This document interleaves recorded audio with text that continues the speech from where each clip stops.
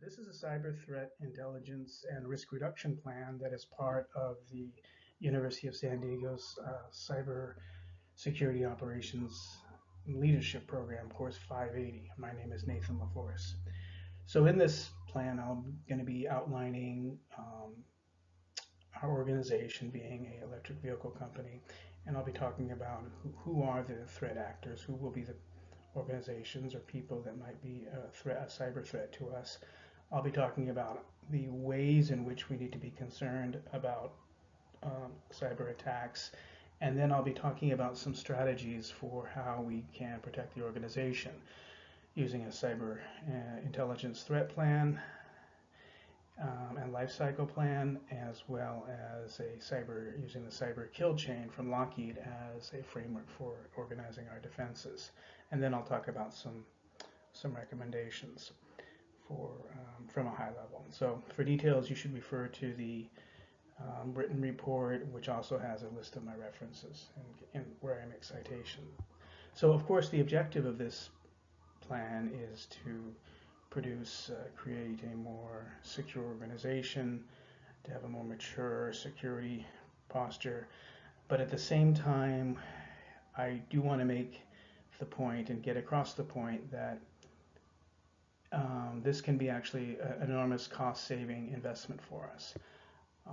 The costs we've seen with other organizations such as Yahoo or Home Depot, where they've run up hundreds of millions of dollars in costs with a lot of liability costs, and it's a case where they didn't fully implement functional security programs. So that's where I'm hoping we can make a difference. Okay, so let's get into it. We'll go to the next slide. Okay, so who should we be concerned about? A lot of people might attack us with, cyber threats. There might be script kiddies, there might just be activists, there might just be motivated people who've got a beef with everybody, perhaps. But what I want to stress is that the threat actors that we need to be most concerned about are our competitive rivals, and in particular state-sponsored industrial espionage. That's where we have to be really on our toes about. I am going to call out the Chinese Unit 61398, which was actually had charges brought against them in 2014 by the Department of Justice. This is a military unit, cyber unit that has clearly collaborated with corporations in doing industrial espionage. And in the electric vehicle company, this is a concern. This would be our greatest adversary if they were to pursue and come after us with the kind of resources that a state-sponsored intelligence organization such as this PLA unit, that would be a major concern for us. So what I'm going to be talking about as we proceed are the types of attacks that they would run against us, such as an advanced persistent threat, and talk about those types of defenses, which would also defend us against some of the other threat actors. But so that probably leads us into the next slide. Okay, there are a lot of different types of threat vectors that are out there. There's denial of service, ransomware, you name it. And it's not that we're not concerned about those types of attacks. We do want to prepare for them. But what I want to call out here is probably what I consider to be our greatest threat, which would be an advanced persistent threat by a competitor. And what you can see, it is a multi-stage attack where there's reconnaissance done against our company, initial payload is delivered, they get a foothold, they expand and escalate their privileges, and then they finally get to a point where they're what they call a command and control position, where they can pretty much at will destroy or steal resources from us, and that's what we want to protect against. The business losses from such an attack could be enormous. It may not even be the trade secrets that the damage come from, but if they release private information, confidential information, that too, if released, could have a liability against us and litigation costs from that. So this is really what we want to be focused on. And as you'll see in a minute when we get to the next slide, there are a number of stages here, and that actually is to our benefit because it gives us a number of opportunities in which we can either contain or deny or defeat these attacks. And we'll talk about this with the cyber threat chain in a few slides coming. So, but this is what we want to be concerned about. These are sophisticated attacks. People who are the organizations, state-sponsored, intelligence attacks of this nature are serious, and we want to be prepared for this. Okay, let's take a look at the next slide. Okay, this is the first of the two strategies or frameworks that we really want to start thinking about adopting. This is the Cyber Threat Intelligence Plan, and the next one will be, the other one is the Cyber Kill Chain, which we'll talk about in a slide or two. But this is really important for us to understand and to be able to respond intelligently and to organize our defenses in an effective manner. We really have to know what is going on. We have to see inside the organization. We need to know and monitor all sorts of stuff. We need to look and do analytics on who may us possibly doing reconnaissance on our websites. We need to monitor our system logs, data logs, to see what kind of activity may be important. It's the collection of data and then doing the analysis on that data that provides us with intelligence. So this is really the best way we have for building a defensive posture in an organization. And we're going to talk in the next slide about the cyber threat intelligence life cycle. So let's go take a look at that right now. Okay, the cyber threat intelligence life cycle is a number of steps that we need to have a formal adoption of. It's figuring out, what we need to protect. We need to protect ourselves against an APT. So we have to plan how we're going to do that. We have to collect the data to know if indeed this is happening. Are we being attacked? Or do we have has a foothold been established in our organization?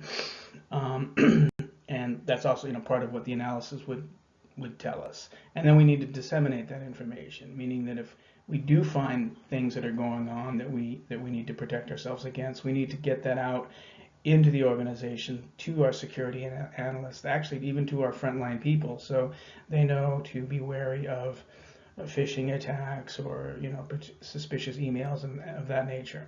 So this is really the best way we have to guide our process. And my suggestion here is that we should really have a team in place. We should have a security analyst, a couple of them perhaps, maybe even a staff person, DBA involved in setting this process up and in running the process, doing the analysis, trying to automate the collection of data so that we can do meaningful, quick analysis on this. But again, this type of intelligence, this is the way we see inside our organization to see what is going on, and we see how we can best protect ourselves.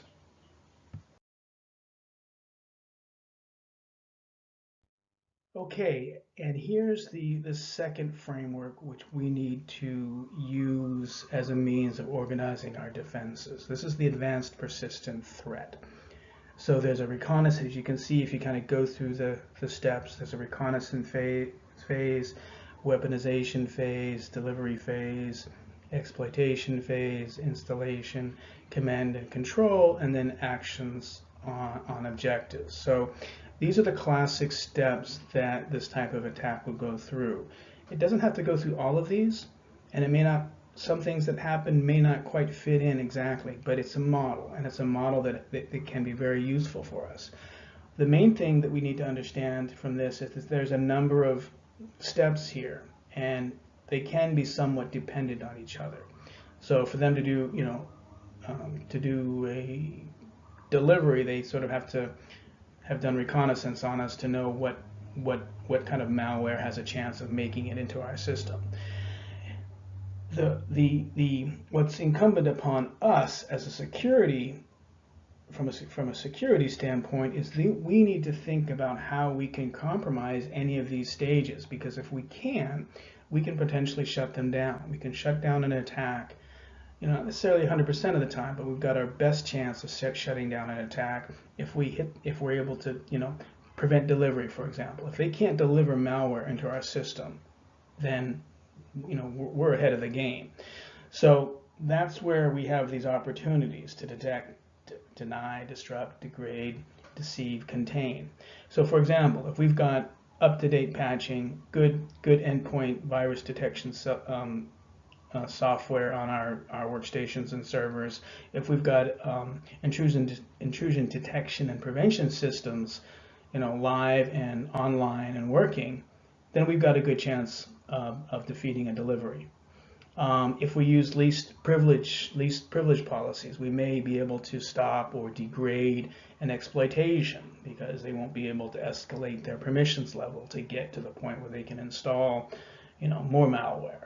So the whole idea behind this is having a comprehensive set of tools, policies, and procedures to get to the point where we're ahead of the game and we can shut down any number of these kill chain steps.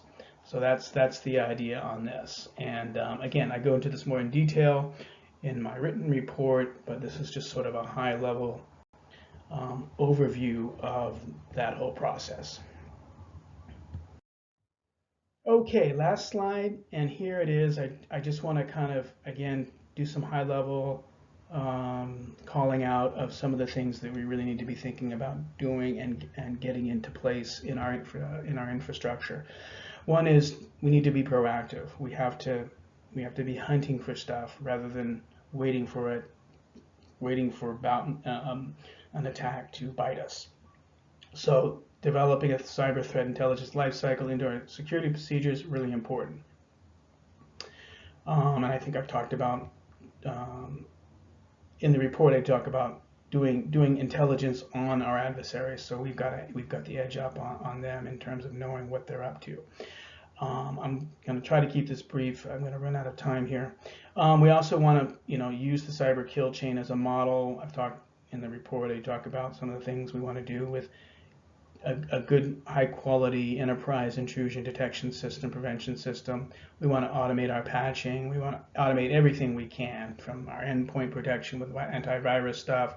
We want to segment our networks so that it's difficult for lateral movement for if an attacker does get an initial foothold.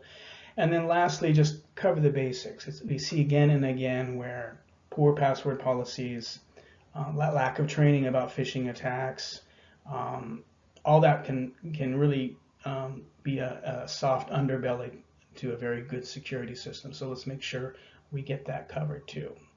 So thank you for your time. I think I am running out of time, so appreciate it. Thank you.